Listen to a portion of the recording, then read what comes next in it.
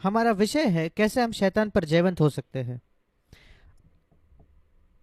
अगर आप बाइबल को शुरुआत से पढ़े तो अगर आप कंकॉर्डेंस में शब्दानुक्रमणिका में देखा तो आप पाओगे शैतान का जिक्र किया ही नहीं जाता ज्यादातर बार पुराने नियम में। सिर्फ शुरुआत में, आरंभ में पहले दो किताब जो है बाइबल के हैं वो है अय्यूब और उत्पत्ति, और उसके बाद हम शैतान के बारे में वहां पढ़ते हैं बहुत संक्षिप्त में आरंभ में, उन पूरे किताबों में नहीं बल्कि शुरुआत में। पर फिर पूरे पुराने नियम में हम नहीं पाते कि किसी के साथ उसका आमना सामना होता है। थोड़ा उसका जिक्र किया गया है कि वो दाऊद को लुभाता है, और फिर और एक वर्णन है कि यहोशू और जकरिया पर वो दोष लगाता है, पर उसके अलावा व्यक्तिगत आमना सामना शैतान के साथ बिल्कुल शून्य था। अय्यूब की पुस्तक में भी नहीं। इकलौता व्यक्तिगत आमना सामना शैतान का एक मनुष्य के साथ वो है उत्पत्ति उसके 3 अध्याय में हवा के साथ, और उसके बाद कुछ नहीं। उसके बाद जब हम पढ़ते हैं वो है नए नियम में, जहां यीशु शैतान का सामना करता है आमने सामने। ऐसा क्यों? क्योंकि परमेश्वर कभी हमें अनुमति नहीं देता कि हमारे क्षमता से अधिक हमारी परीक्षा हो या हम प्रलोभित हो। और पुराने नियम के समय में जब शैतान हराया नहीं गया था, ये बहुत बुरा होता अगर मनुष्य को शैतान का सामना करना पड़ता था।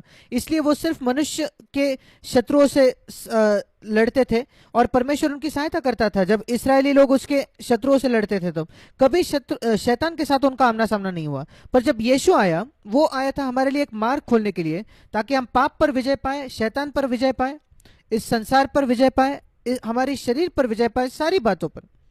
और इसलिए वो हमारा अग्रदूत है, अग्रगामी है, जो हमसे आगे गया है, हमें यह दिखाने के लिए हम कैसे जिए जैसे परमेश्वर चाहता था कि मनुष्य जिए। कृपया इसे हर समय याद रखें। जब परमेश्वर ने आदम को बनाया, उसने अपने स्वरूप में उसको बनाया। कोई भी स्वर्गदूत, जो लाखों करोड़ों स्वर्गदूत है, वो परमेश्वर के स्वरूप में नहीं बनाए गए थे। कोई भी स्वर्गदूत परमेश्वर के स्वभाव का समभागी नहीं हो सकता। ये एक बहुत बड़ा सौभाग्य है जो परमेश्वर ने मनुष्य को दिया है, जब उसने मनुष्य को अपने ही स्वरूप में बनाया, ताकि मनुष्य उसके परमेश्वर के अपने स्वभाव का समभागी बन सके। मैं कभी कभी सोचता हूं, क्या हम मसीह लोगों ने इस अद्भुत सौभाग्य को समझा भी है या नहीं? सोच कर देखिए, कल्पना कीजिए, परमेश्वर के स्वभाव का सहभागी होना। ये ऐसा होना है, ऐसा है बिल्कुल एक कीड़े को बताने जैसे कि वो कीड़ा एक मनुष्य स्वभाव का सहभागी होकर हम जैसे एक मनुष्य के समान संपर्क बात कर सकता है, यद्यपि वो कीड़ा बहुत छोटा है। ये बहुत ही अद्भुत है। जो कुत्ते हैं, जो पालतू होते हैं घर में, हम कभी कभी सोचते हैं काश वो हमारे स्वभाव के सहभागी हो, पर वे नहीं हो सकते, यद्यपि वो उनके स्वामी से प्रेम करते हैं। मैं नहीं सोचता मसीह लोग ये समझ गए हैं कितना अद्भुत आदर है और सौभाग्य की बात है कि हम परमेश्वर के ही स्वभाव के सहभागी हो सकते हैं। और इसलिए यीशु आया, इसलिए उसने पवित्र आत्मा को भेजा। और इस वजह से जब मसीह इस पृथ्वी पर आया, कई लोग सोचते हैं वो इस पृथ्वी पर आया सिर्फ संसार के पापों के लिए मरने के लिए। वो उसके सेवकाई का एक हिस्सा था, बहुत बड़ा हिस्सा था। वो था सारी चीजों को तैयार करना, पुरानी चीजों को निकाल फेंकना। पर उसके ऊपर वो कुछ बांधने भी वाला था, निर्माण करने वाला था। हमारे पापों को निकालना, वो तो सिर्फ सारा कूड़ा कचरा निकालने के समान है। एक बार आप कूड़ा कचरा निकाल देते हो एक जगह से, फिर आपको वहां बिल्डिंग को बनाना है। और ये कई लोग नहीं समझे हैं। कई मसीह जो इस संसार में जिनसे मैं मिला हूं, वो सिर्फ इसी बात में उलझे हैं कि उनको कूड़ा कचरा साफ करना है। ज्यादा कूड़ा आता है, वो हर दिन साफ करते हैं, हर दिन वो कचरा जमा करते हैं और उसको यीशु को कहते हैं इसको साफ करो। पर क्या मसीह जीवन में बस इतना ही है? उससे बहुत अधिक है। और मैं आपको प्रोत्साहित करना चाहता हूं आज कि आप आपके हृदय को खोलिए और उसको पाइए जो पवित्र आत्मा आपसे कहना चाहता है इस क्षेत्र में। और यीशु मसीह ने हमें एक उदाहरण दिया है। मेरे साथ निकाले मत्ती रचित सुसमाचार, हम पढ़ते हैं 3 अध्याय में 15 से 17 वचन कि यीशु मसीह का बपतिस्मा हुआ। मत्ती 3, 15 से 17, यीशु मसीह का बपतिस्मा हुआ यारदन नदी में। वो 30 वर्षों तक इस प्रकार जिया था कि उसने पिता को प्रसन्न किया, कि पिता ने उसको एक प्रमाण पत्र दिया अपने रजामंदी का। मत्ती 3:17 में, ये मेरा प्रिय पुत्र है जिससे मैं अत्यंत प्रसन्न हूं। ठीक है, अब पवित्र आत्मा अब क्या करता है, इस प्रिय पुत्र को वो ले चलता है। ये पवित्र आत्मा इस प्रिय पुत्र को कैसे उसकी अगुवाई करता है, जिससे पिता प्रसन्न था। बिल्कुल अगला वचन, उसके तुरंत बाद जब वो पवित्र आत्मा से अभिषेक उसका हुआ और पिता की स्वीकार का आवाज आई, बिल्कुल अगला वाक्य लिखा है मत्ती 4:1, आत्मा यीशु को जंगल में ले गया ताकि शैतान से उसकी परीक्षा हो। क्या परीक्षा में पढ़ना, प्रलोभित होना, क्या ऐसी बात है जिससे हमें बचना है? क्या प्रलोभित होना एक ऐसी बात है जहां पवित्र आत्मा हमारी अगुवाई नहीं कर रहा? यहां बिल्कुल स्पष्टता से लिखा है, पवित्र आत्मा यीशु को जंगल में ले गया। कहां? उस जंगल में। किस लिए? ताकि, एक ही उद्देश्य से, ताकि शैतान उसकी परीक्षा ले। क्यों यीशु मसीह की परीक्षा होनी चाहिए शैतान से? वो तो सबसे सर्वशक्तिमान परमेश्वर है, मनुष्य बनकर आया है, पर उसने परमेश्वर होने के सारे सौभाग्य छोड़ दिए थे। वो परमेश्वर होना रुक नहीं गया था। परमेश्वर कभी परमेश्वर होना रोक नहीं सकता। यीशु मसीह परमेश्वर स्वर्ग में था पूरे अनंत काल से। जब वो इस पृथ्वी पर एक बच्चा बनकर आया वो परमेश्वर था। जब वो जंगल में गया वो परमेश्वर ही था। पर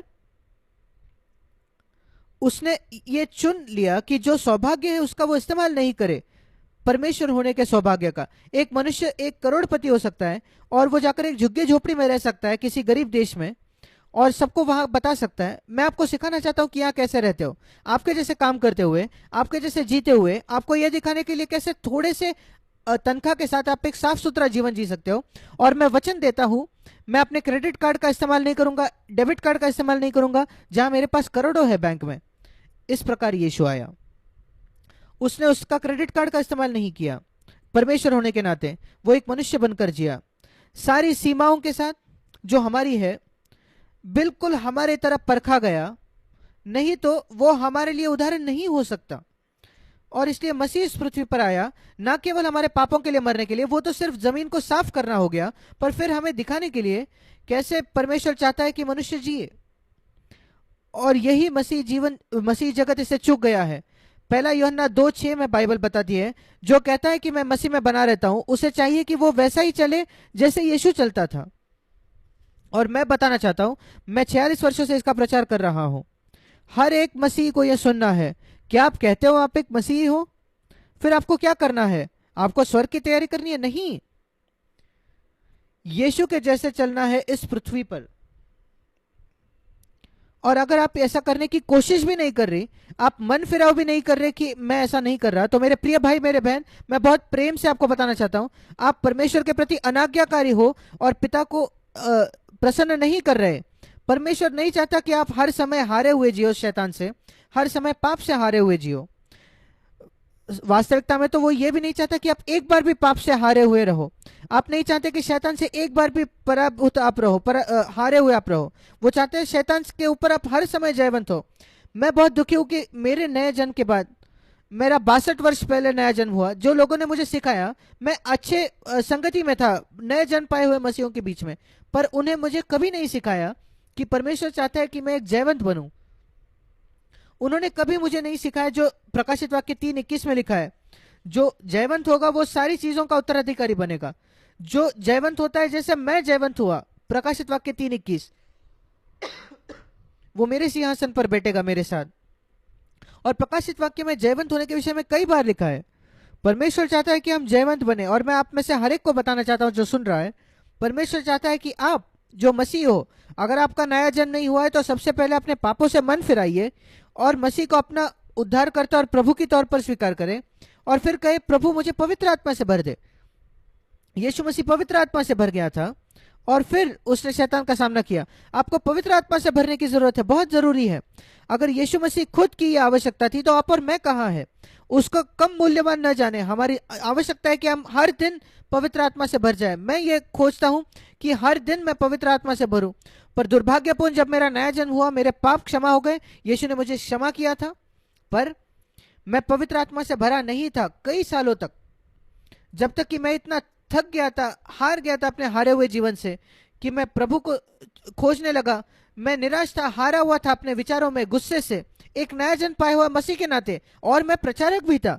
मैं इतना थक गया, मैंने कहा, प्रभु मैं प्रचार करना छोड़ दूंगा क्योंकि मैं पाखंडी हूं, मैं जयवंत नहीं हूं। और जब मैं बिल्कुल निचले सतह पर गिर गया असफलता की, प्रभु मुझसे मिला और उसने मुझे पवित्र आत्मा से भर दिया। वो 46 वर्षों के पहले की बात है, और उसने मेरे जीवन की दिशा पूरी तरीके से बदल दी। और उसके बाद मैं अपनी सही सेवकाई की शुरुआत की। उसके बाद ही कलीसिया का शुरुआत निर्माण हुआ, भारत में और दूसरी जगहों पर।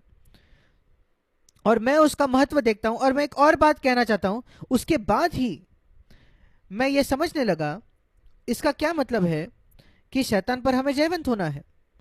मैंने कभी एक दुष्ट आत्मा को नहीं भगाया था उन 16 वर्षों में मेरे नए जन्म के बाद।